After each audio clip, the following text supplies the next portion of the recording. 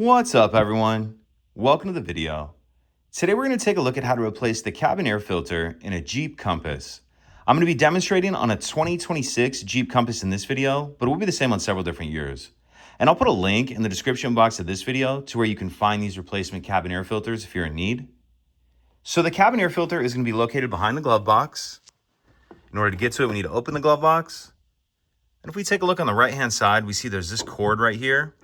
What I'm going to do is grab this cord like this, then pull down on this plastic piece and then out, and just go ahead and let that go, and that'll kind of retract up into there. Now what we need to do is fold the glove box down, and by how I'm going to do that is I'm going to push in towards the center of the glove box from both sides.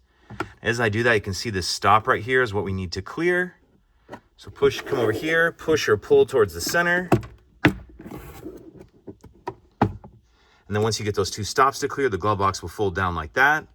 Now, if we take a look up in here, this honeycomb shaped item right here, this is going to be the access door to the cabin filter.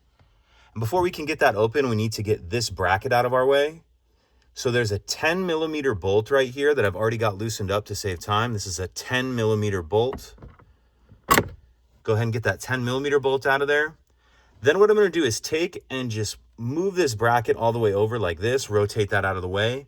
If you want to, go ahead and pull that bracket all the way off. This is a number 25 Torx bit, a T25 bit if you want to take that screw out.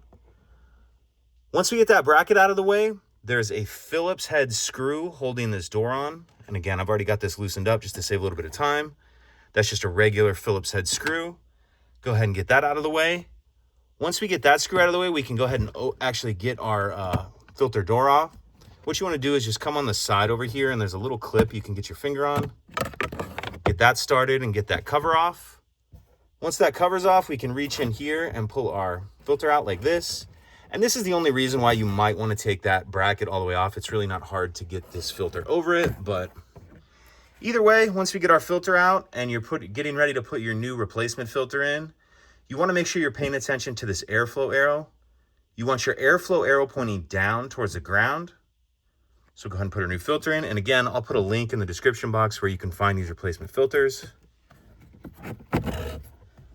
Slide our new filter in, airflow arrow pointing down, and now we'll reverse everything we just did to close it up. So I'll grab my filter door. Snap that back on.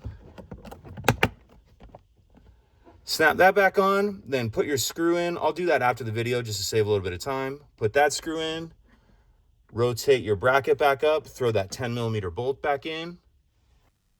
Now we need to put the glove box back into its normal position. And this glove box is just sitting on these hinges, so if it comes off at any time, that's fine. You just line those 4 hinges up on the bottom, make sure that's all the way pushed on. Then I'm going to reach in here and grab this corded little plastic piece that we removed in the beginning, and I'm just going to kind of hold it out of the way like this. Then I'm going to lift up on the glove box until those 2 stops clear, and then it will hold itself up. Then we're going to come over here and reattach this like that. Once that's in its position, we are done. If you have any questions, please let me know. If you could take a second to like and subscribe, it helps us out, and I'd appreciate it. Thank you.